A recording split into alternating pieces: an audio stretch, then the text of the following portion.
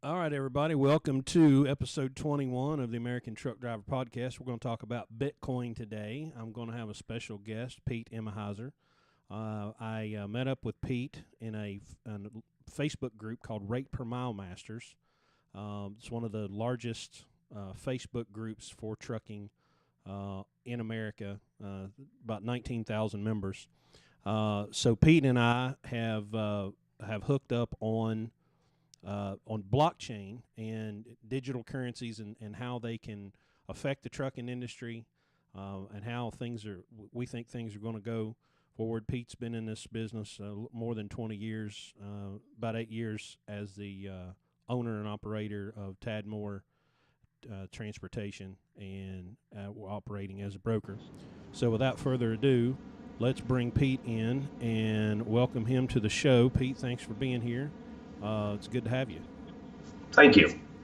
Okay, so I guess maybe we should hit the basics of what is blockchain and how do we think it's going to affect the trucking industry. So, would you like to tackle first what is the blockchain? So, yes. First thing, and I know in the introduction you mentioned the Bitcoin and the cryptocurrency. That's really just a sexy headline out front, and you almost have to separate yourself from the cryptocurrency and the blockchain technology itself. Blockchain is the easiest way that I've learned to describe, or that I've described it, is or why we need it. So all of us are in transportation.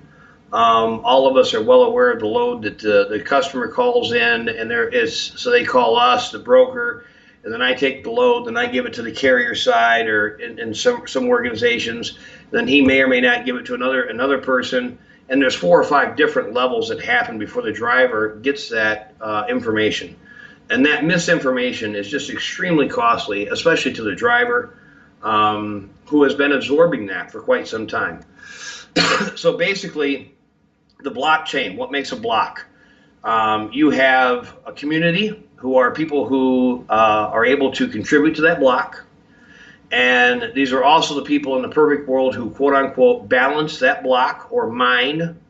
And every time with Bitcoin, every time a block is balanced, they introduce it, and then that person who balanced that block is rewarded with a set amount of Bitcoin.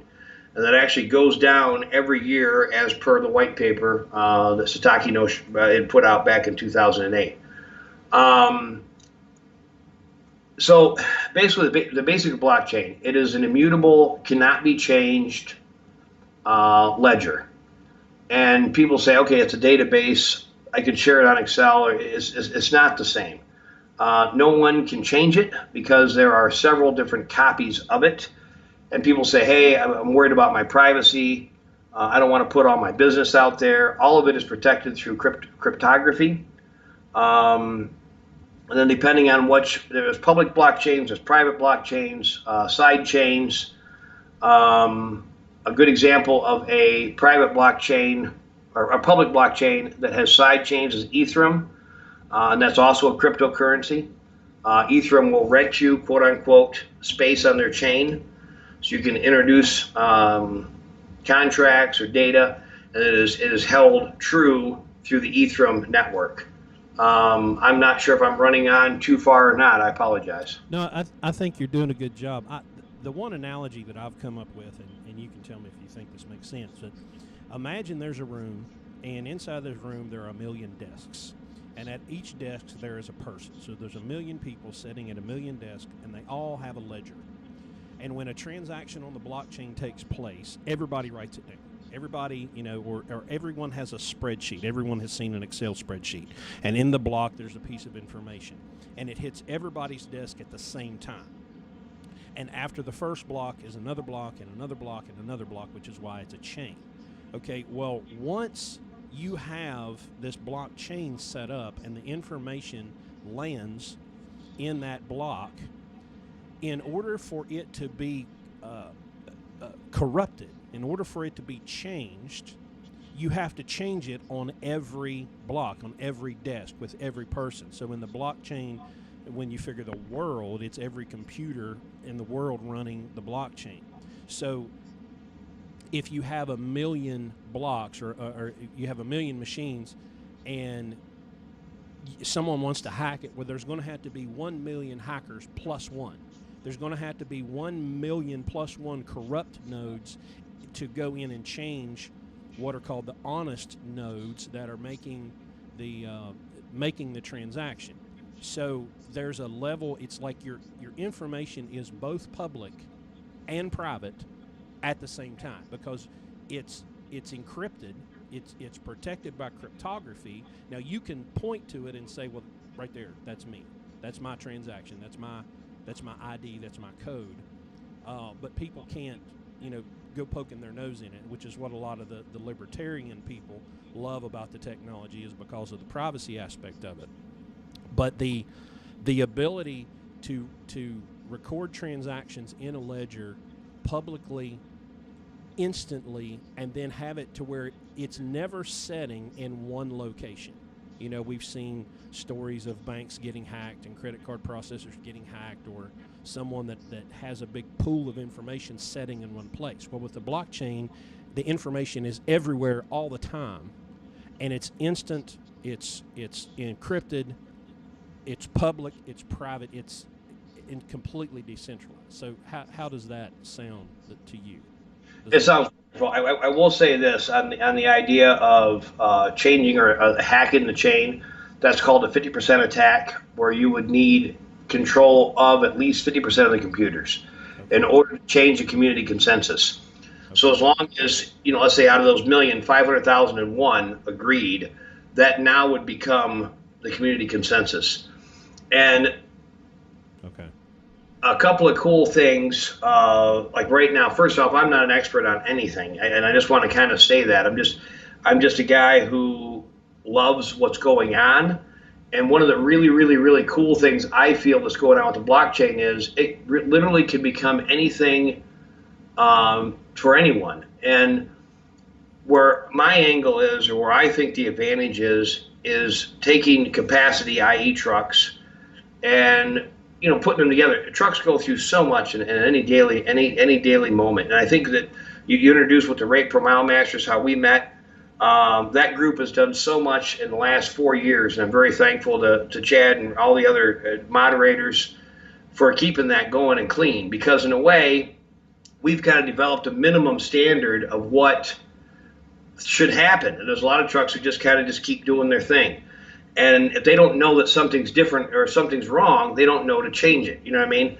And a good example is detention or accessorials, dock times, detention time. All of these things can be managed through a blockchain. You can say, hey, in order to work with one of our trucks, you're going to have to. We want to be in and out in 1 hour. We want a protected dock time, or we want compensated for the time in that dock. We would like to have access to a restroom. We would like to. One of the things I've been working on here is a receiving management system. The technology exists in which a driver can hit a bubble, and now that person that's sitting on the other end can see that truck coming in and be able to manage that. It's not that we are doing anything wrong, but we're just not managing it in a big enough capacity.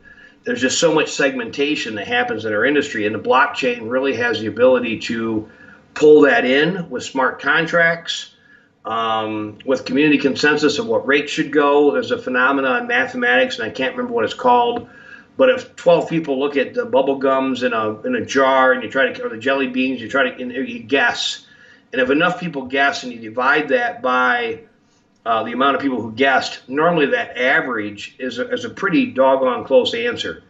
And to me, with the community consensus, if I'm doing a load from here to Buffalo, New York, and I quote it one place and somebody else quotes it another place, somebody else quotes it another place, and you take all those quotes and you average them out, between the three are usually going to be a pretty fair number to go from here to Buffalo, New York.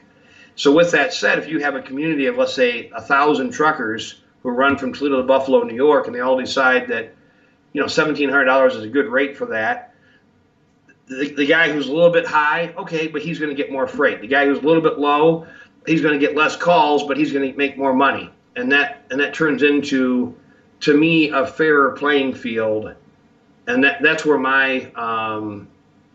that's where my passion is with this. Okay. Let me. I want to throw a scenario at you and see what you think. I was thinking about this and how far it could go. So let's say you've got a truck that's getting empty in Gary, Indiana, and you got another truck that's getting empty in Wheeling, Illinois. So these trucks are 60, 70, 80 miles apart. Well, the guy that gets empty in Hammond, Indiana, books a load in, Wheeling, Illinois, and the guy that gets unloaded in Wheeling, Illinois, books a load in Hammond, Indiana. Well, these guys are both empty. They pass each other. Correct. But the one guy that was loading the one place, it could have been 100 yards away. He just didn't know it.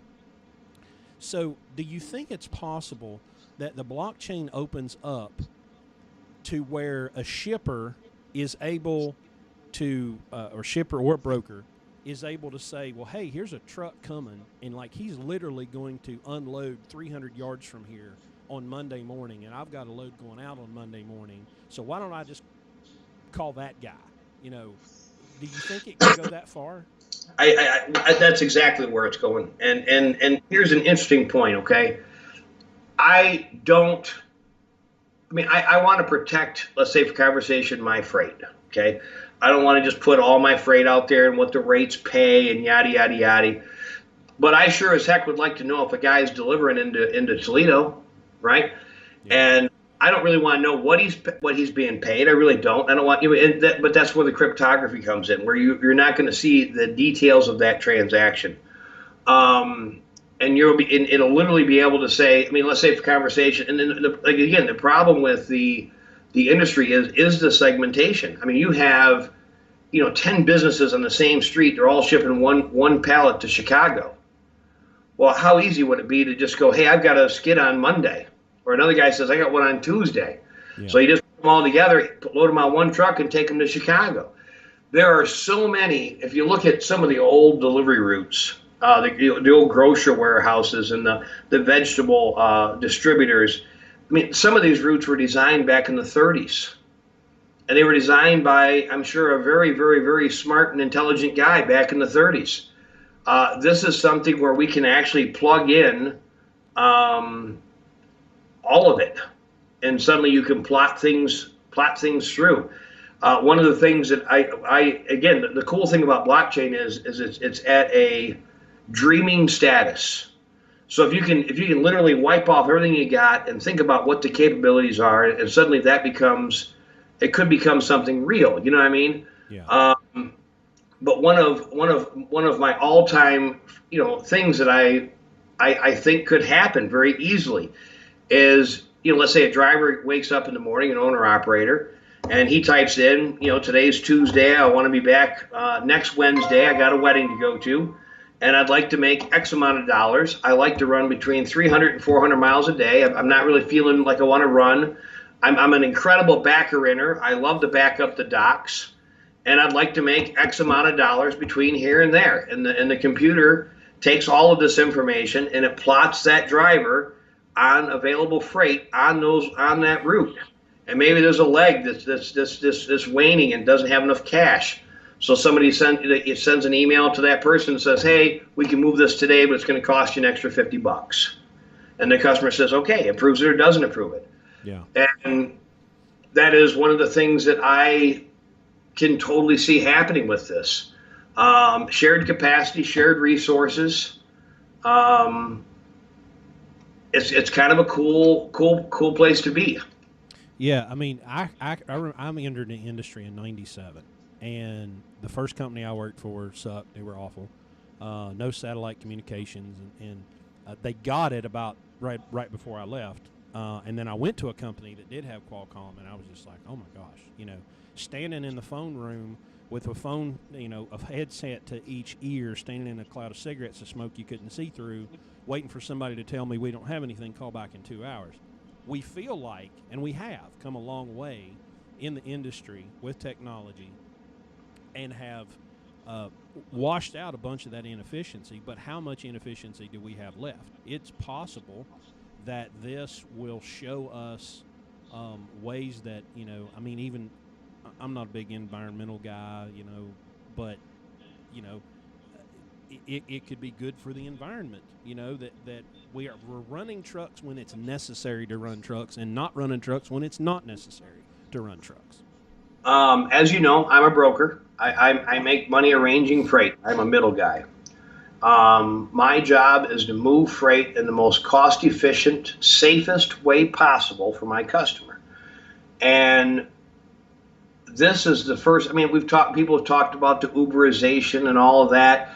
And they say, well, that was a good buzzword and now it's gone. And it's doing the exact same thing that we've been doing since the deregulation. We're simply, I mean, when deregulation happened, we came in, we said, okay, I'm in Toledo. So, and there was a day where I had freight going to Canada. I didn't know who was running into Canada, into Toledo from Canada. So literally one day, and I'm not kidding you, I feigned a breakdown on I-75. I popped my hood, popped my hazard. Uh-oh. I think we've lost Pete for a minute.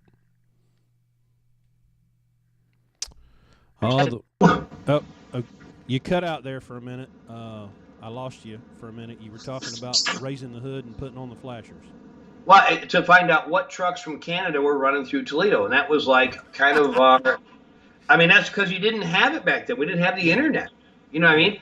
And we had this giant FMCSA book that had everybody's number. But if you had an edition that wasn't within 3 months old, half of the numbers were disconnected. This is a tough industry. But my point is, this is what we used to do. You know what I mean? Everybody will tell you the stories of the brokers above the truck stops looking for trucks. Yeah. And then what happened was with the internet, we started, I remember sending out a fax. We'd have our fax machine program to send it out to, 100 guys, and so they knew what available freight we had. So literally all it is a match game, and everyone's been concentrating on how do we match more.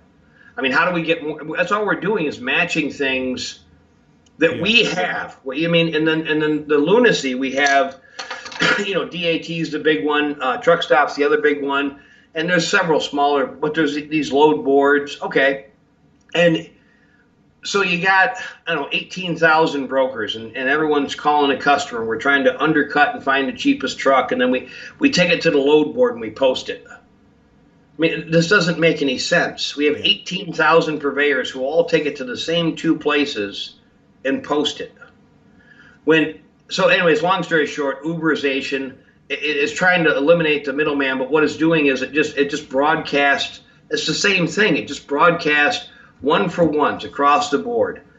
And I just don't see the value in that. You know what I mean? And when you look at like Amazon or Uber, eBay, all of them do the exact same thing or did the exact same thing.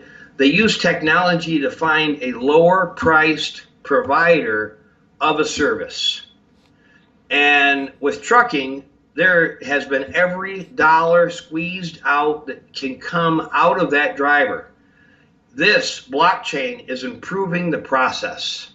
And just like you had said, a guy from Gary and a guy from Illinois passing each other to go pick up loads that could be going to the exact same place. Blockchain improves the process. Yeah. It doesn't squeeze the driver. We got a question on the live broadcast. Can the actual paperwork be done away with blockchain, doing everything electronic? Yes and no, and here's the interesting part of that. We were talking about the old routes that were designed back in the 30s. Okay, well, all of us live by the Carmack Amendment, and I'm not even sure what year that came in. So we have a new technology that's being rendered by antiquated laws, and the Carmack goes back at least 100, if not further, years. So per the Carmack Amendment, as long as we are compliant with whatever regulations that we have to fulfill, because that is our job first. We have several bills of lading that are in storage here because that's our job. Our job is to have those on hand in case someone wants to check them out. But to answer the question, yes. Without regulation in that manner, absolutely. Because suddenly you have the blockchain goes and the guy receives receipt of it, it's the block now built. This now gets transferred, and kind of the way that I was explaining it early on, as far as these are all things that would be set up within the again. Depending on the parameters. I mean, Ethereum builds a new block every 6 minutes, Bitcoin every 10. I think a slower block for transportation makes more sense because you're not going to have an every 10 minute to try to update things. It doesn't make sense. Yeah. Whether it's event driven or every 50 miles driven or 1 hour without movement driven. I don't know. Right. But these are all things that need to be defined. But to answer the question on the settlements or on the settlements of PODs, to answer your question, yes, and that brings up an interesting point. Is part of the attraction of the blockchain is instant settlement, and when you start looking at, I mean, this is a 1776 Adam Smith Wealth of Nations comes out and it basically kind of lays out, specialization of labor. And we Keyes, and he was in the 1930s, I think, and that's kind of the economic theory in which we work today. Your debt is my income is your debt. I think it was like 1850 we came up with the concept of waiting in economics. Whereas I'm the boss, I wait for my money, I wait for my realization, but the worker gets paid within a week or 2 weeks or 3 weeks. This is instant settlement. And we almost have to throw away everything we know and start over. And there was a woman, and I can't remember her name, but she is going to be at Transparency 18. And she was talking about a lot of the economic theory behind blockchain is from a gentleman named Douglas North. And I've actually just got a couple books from Amazon on him. But what we know, you almost have to throw away everything you know and start over with what's a better process. And a better process would be paperless. Yes. As long as the regulations would allow that. You know what I mean? Yeah. Well, the regulations will follow, I'm sure. They'll be late. They're always late. I learned an important lesson, I think, a few years ago when the first iPhone came out in 2007. A friend of my sister had more money than he had sense, and he bought one. Now, it was $650. You had to pay for it. There was no subsidy. You had one network, and that iPhone probably wouldn't do 1/10 of what the current iPhone would do. But he had one, and I said these words: "That is the dumbest thing I've ever seen. Nobody needs a phone that'll do all that. I've got a Motorola Razr, and it's all I need." Those devices proceeded then to change the entire scope of how human beings communicate on planet Earth. So Correct. I don't want to ever make the mistake of saying, "Oh, that ain't going to happen," because we just live in a time where things change in such a rapid pace. They generally change for the better. To get out those inefficiencies and give us, I mean, my gosh, I'm sitting in West Virginia, you're sitting in Toledo, Ohio, we're having this conversation, I'm broadcasting it on the internet where it can be seen on every corner of the earth. That's just fantastic that two people can sit and have that conversation and share it with other people. There was a gentleman, and I can't remember his name, but I went over and listened to him speak. There's an event that is held once a week here called Code City in Toledo. And a guy named Nate Walk runs it, good guy. And they were talking about the Tesla's electrical tower that transmits electricity through the air. And the problem with this technology is there's been several people who have worked on it, but normally they die before they get it solved. So then the next guy has to almost start over. And there's been more advancement in that area in the last 10, 15 years. The other thing is, you're in West Virginia. Well, there's smart people all over the world.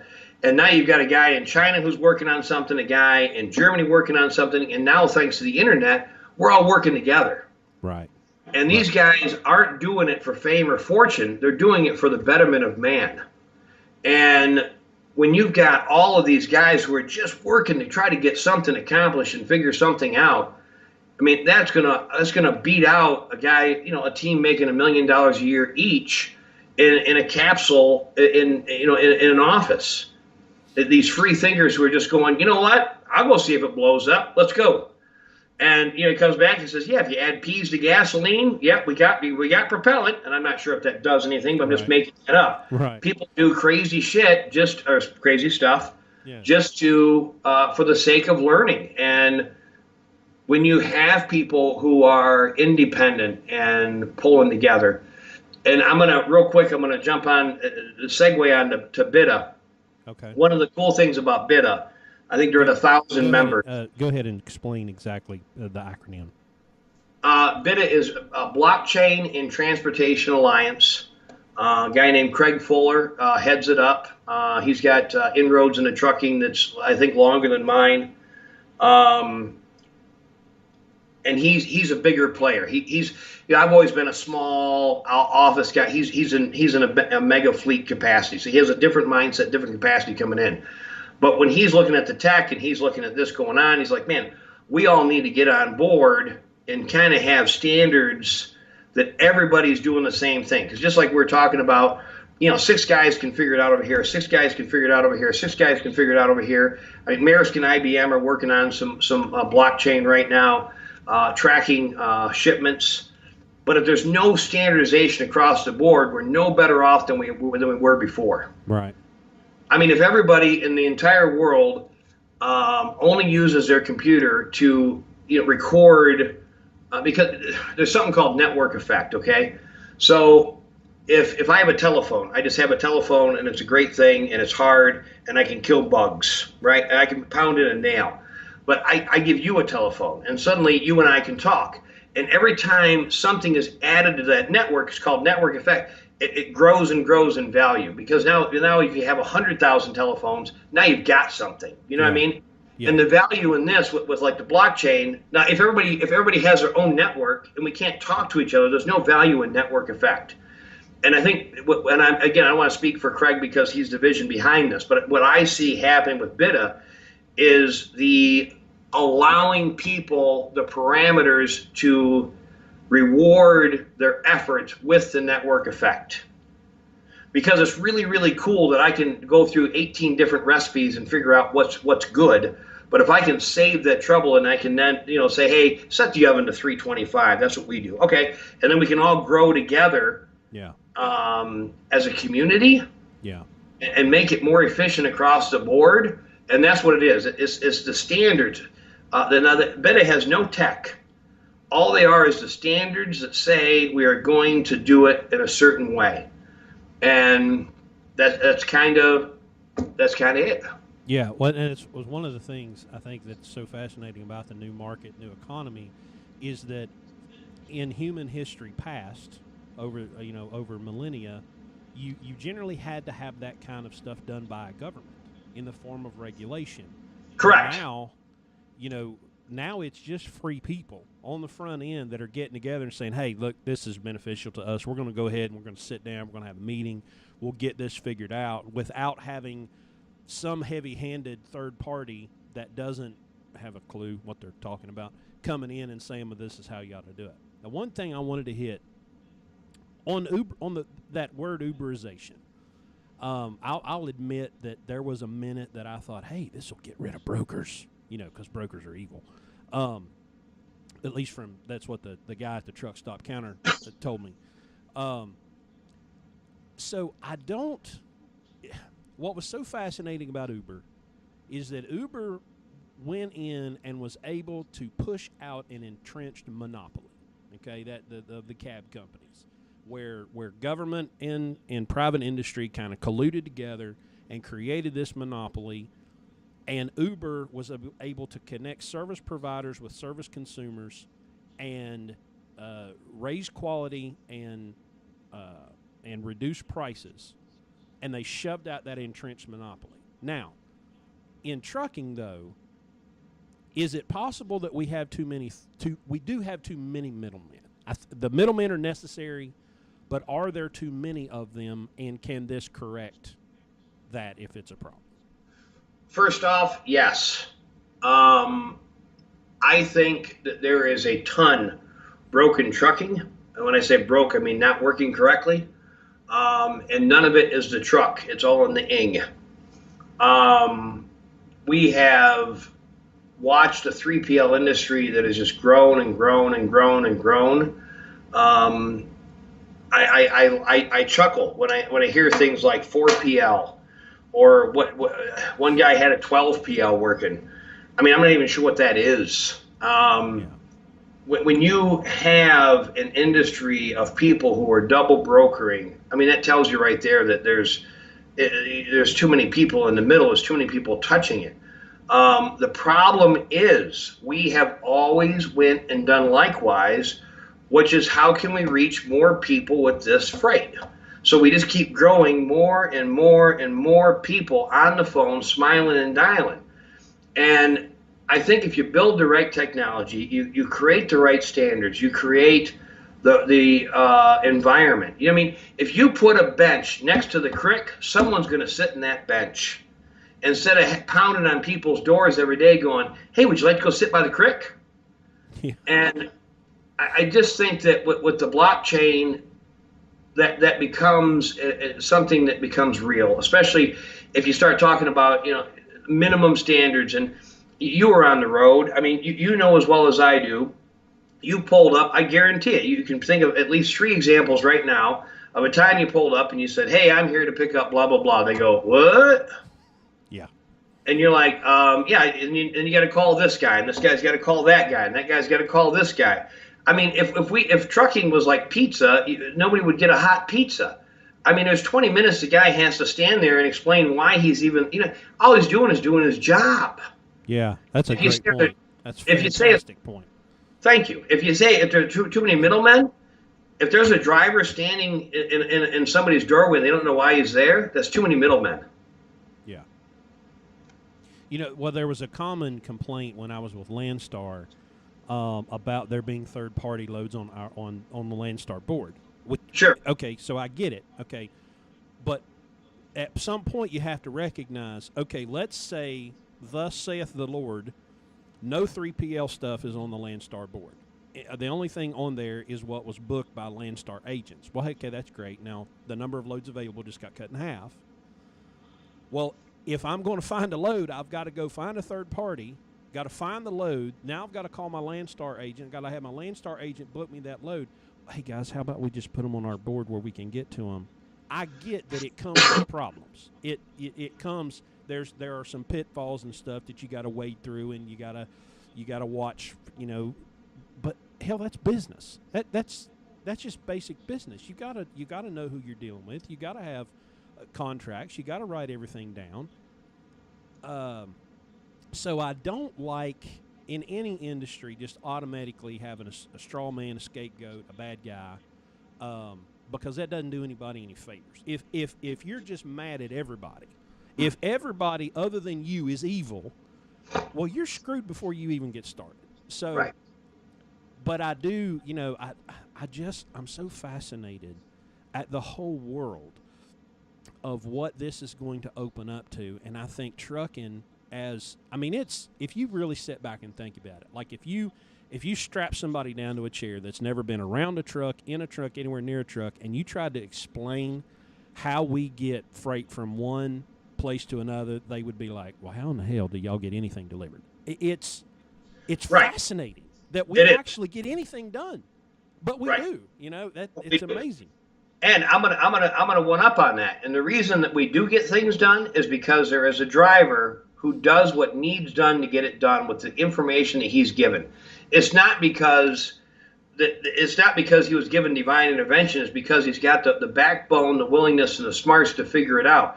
If every time he sees what he's like, hey, double check this, or it's amazing how much of this has been absorbed at the driver level, and it shouldn't be that way. Yeah. Well, we all know it rolls downhill and what it smells like. And usually drivers are the ones holding the toilet paper. Right. Craig Fuller has joined us. He's watching, and he's commented here. I want to read this. He says, unlike Uberization, in blockchain, the industry is coming together rather than letting outsiders own the technology. That is a fantastic point. It With is. with blockchain, it will also level the playing field between the smallest and biggest. Code don't care. Well, that'll preach right there. You know, after in my own story, after my engine blew up at Landstar and I was unable to keep going, I had made the joke around the house. Well, if it all hits the fan, I'll just go drive for Swift. So the motor broke. Literally, I'm sitting in the Detroit dealer in Scranton, Pennsylvania, with a piece of paper in my hand that said 3,577 RPMs, you're done. And I called Swift. And I said, hey, guys, I need a job. And so within like 10 days, I was in a Swift truck. And I drove for Swift for 30 days and lived to tell about it. It wasn't all that bad. You know, they actually have some interesting ways of doing things. They got their own little apps and this, that, and the other. But I've worked for U.S. Express. I've worked for Werner. I've worked for Swift and Anderson Trucking Service and Landstar. And I think there's a place for these giant carriers. You know, if you've got 5 million tons of toilet paper to move, well, you know, a 5-truck operation is not going to get that done. We need some of these guys that have this massive capacity that can step into some of those locations and some of those, what's the word I'm looking for, applications, and serve that need. But even and I was surprised by this, in the orientation at Swift, the lady puts up the numbers of how many trucks there were and how many trailers, and she goes, now, guess how much of the entire trucking industry we are? And people starts, because these are all rookies, they're clueless. And she's like, we're like 2%. We're like we're giant. We're enormous. We got trucks. And we've got trailers that we don't even know where they're at. And we're 2% of the entire industry. And I was like, wow, keep that in perspective, that all these giant companies together are a rather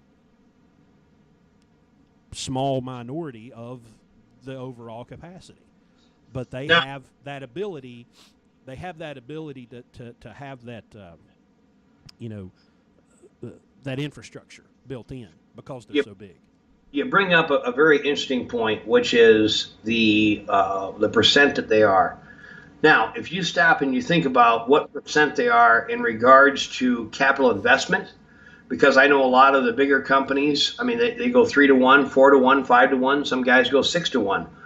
Trailers to tractor. So if you start looking at what the percent of capital investment is, when you start looking at that larger company compared to an owner operator or one or two truck fleet, okay, it becomes skewed. Now, what if the blockchain is able to allow them to regain cash? Like you're saying, they don't even know where their trailers are. What if they said, hey, I've got this trailer that needs to go from here to here, right? And this little guy says, you know what? I just blew a couple airbags out in my trailer. I sure could use a quick couple bucks. And he runs, the trailer back and forth for him. So it opens up a new, I don't even want to get into the Internet of Things, but there's a new, I'd say, income stream, in any income you can get from waste. And when that trailer is sitting in a lot for 6 months, that's waste. If it's sitting in a lot for 6 hours, that's waste. And if we can now utilize the technology to better place those trailers or to put power units with those trailers, and it's a win-win for everybody. I mean, this is, we've come off of such an environment where there always had to be a guy who lost in the room in order for a guy to win. And this is like basic. Everybody gets to win a little bit. You know what I mean? Yeah. No, that's fantastic. It shaves off the mountain tops. It fills in the valleys, kind of. Well, like Craig said, it levels the playing field. Right. Code don't care. Right. Yeah, because essentially, I have as much. I hesitate to use this word, but in a way, I can be as important as I'm wanting to use the word market share here and not use it incorrectly, but I can have as important a profile as a company with 25,000 trucks. Sure. Is that fair? I can because I'm there, I'm available, and hey, look at me, I'm here, and this proves that I'm here, I'm insured, I've got the contract, the terms, everything's good to go. Boom, let's go. So, yeah, that's fascinating. Um, I think that's about everything that I wanted to cover. It's been a fantastic, fascinating conversation, and I've learned a lot. I'd love to do it again sometime, especially as this process goes along and we learn more about it. Now, what was you were saying? There's an event coming up, right? Down in Atlanta, Transparency 18. Okay. It is hosted by BIDA Freight Waves, BIDA and Freight Waves. I mean, Tapscott's going to be there. He's a pretty big blockchain author. There's a gal going to be there. I wish I could tell you her name. She's pretty spectacular. She's on a TED Talk explaining blockchain. And then there's going to be a ton of new tech introductions. You know, this when we do this with transportation, etc. I'm pretty doggone excited. I'm pretty excited. I think the website is Transparency 18. I know that Chad from Rate Per Mile, he's going to be there. Shane's going to be there. I'm going to be. It says Bettina Warburg. Is that who you're talking about? Yes. Okay. Oh, sorry. Yes. That was my. Sorry. Well, she's fantastic. Here's what I'll do. I'll have show notes at www.anamericantruckdriver.com/21. And I'll put links. I'll find the TED Talk. I'll put all this stuff in to where people can have some notes. And we got a couple more questions. Brad asking, will blockchain eliminate the need to set up with a broker or carrier? Probably not, just make it easier. Paul, your question was already answered. You can go back on the replay and listen. I would say that not only would it avoid the truck setting up the kit with the broker, this is the first thing that I have seen that I can totally understand or foresee eliminating that broker level. And I have been criticized as to why I am on board, because why would I close my hardware store to welcome Walmart to town? This is not that kind of case. This is a this is a better beast. This is a better technology, and I feel that I could totally see it eliminating brokers as we know it, and I'm okay with that. I mean, I'm completely okay with that. And if I'm not brokering loads in 3 years or 2 years, I'm going to be doing something, and I'm going to be doing something with trucks. I'm not sure what it is, but this is the first tech that I've seen that I can totally see the shippers and the truck becoming a unified one. And real quick, I apologize, but this is an important point to make. Okay, so one of the jobs, one of my jobs is, I monitor insurance through like 3 different agencies. I double check, I verify everyone's identity. I carry contingent policies in case this guy does that, or dishonest acts by third parties. And all of that is cost, right? And the person who's bearing that cost is either the driver or, in essence, the shipper or the consumer, right? And when you start having community consensus and trust in the transaction or in the technology, that part of my job is no longer needed. And that is one of the things that is, when you start looking at what the blockchain allows, the trust in the people who are in it, and you trust in the tech. So you may not know who's coming in because their identity is protected until. But one of the interesting points, and I'm going to bring this back, one of the things that just kills me is one of the questions that we ask at least 100 times a day is, where's the truck? And when you start looking at, just like when you have an exchange for cash, it doesn't show I've got $5. It shows I've got $2 from here and $3 from here. And it's called proof of funds. So suddenly a guy calls up and he's trying to, take your freight, but he doesn't have a truck anywhere near you. So you can actually have, proof of capacity. Where did the guy deliver it to? That's a block. And then you're able to look at what's available. But this is the first tech that I've seen that 100% I can totally foresee me not retiring as a broker. Okay. I was afraid to go there. I don't know that. I mean, Craig commented, said it won't eliminate brokers. Will reward the good ones that are fair, but we'll get rid of the ones that are abusive to drivers or carriers. I do like that because it'll be much harder to hide your foolishness, and being rude to drivers. It'll be a lot harder to hide that in a blockchain. But I try to think of it from like a shipper's perspective. Well, maybe I don't want to connect straight with the truck. Maybe I still want to have another human being that I'm saying, hey, go find me trucks, and so I think there's still probably a place for brokers, but probably everything will change. That'll probably be true. But Well, one of the things that I've said is I'm not sure what the end of 2018 will look like. I just know it's going to be different. yeah, well, I'm wondering, I've been on E-Log for 7 years, and the honest truth of it is it just didn't change my life all that much. It made me a better planner. I would start my day with a plan and a backup plan from a backup plan. But it really didn't change my life all that much. Well, we've seen rates rise, and everyone is blaming or giving credit to the ELD mandate. Oh, well, it's because of this, and so we're seeing all these fantastic rates, but we're also seeing load-to-truck ratios out of whack. So, I mean, do we literally have a million trucks sitting at the house because they're mad at ELDs?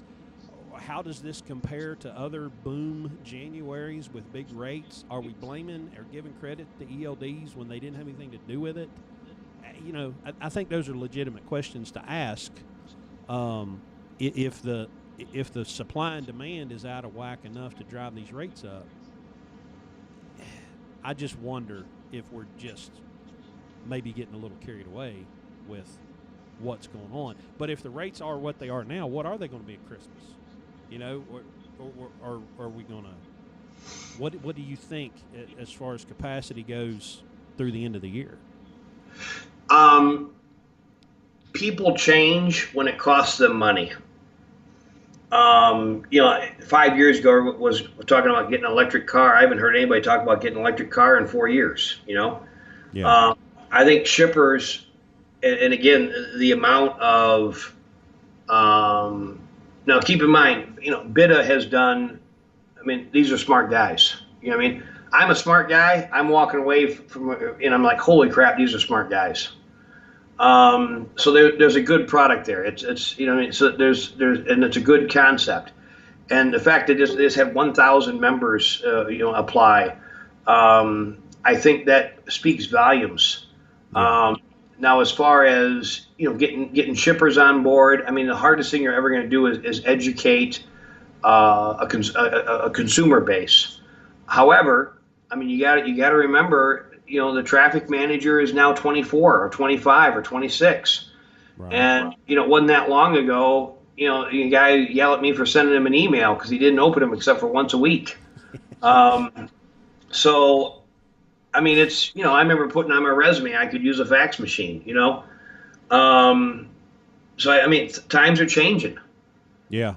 No, that's true. That's 100% true. I think that, I totally went off on one off point there. I apologize. No, you're good. Yeah, it's we're all doing this for fun anyway. Well, I appreciate you being on the show. It's been fantastic. I would love to do it again as this this market grows. Maybe I can get Craig on here and let him talk a little bit about it. But it's been fascinating. It's like you said, I believe you said before we went on the air, it's a fascinating time to be alive. I've got 3 kids between the ages of 3 and 11. And man, I'm just thinking about the future ahead of them is just going to be incredible. I just don't have a glass half empty way of looking at things because we as human beings are able to connect now on a level that's never ever been possible before in human history.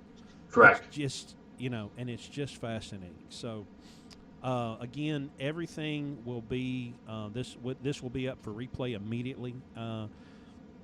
I'll have it on the website at www.anamericantruckdriver.com/podcast. And if you put /21 at the end of the website, www.anamericantruckdriver.com/21, I'll have all the show notes in, links. I'll put some stuff in there so that if you want to kind of go study this off on your own to understand it a little bit better. So again, Pete Emahiser, thank you very much for being on the show, and we will talk again soon. And thanks for having us. All right, thank you, sir. It's good talking to you. All right, everybody, we will be back with you probably again next week, and hope you enjoyed this episode. It was a lot of fun for me to talk to Pete, so we will see you next time.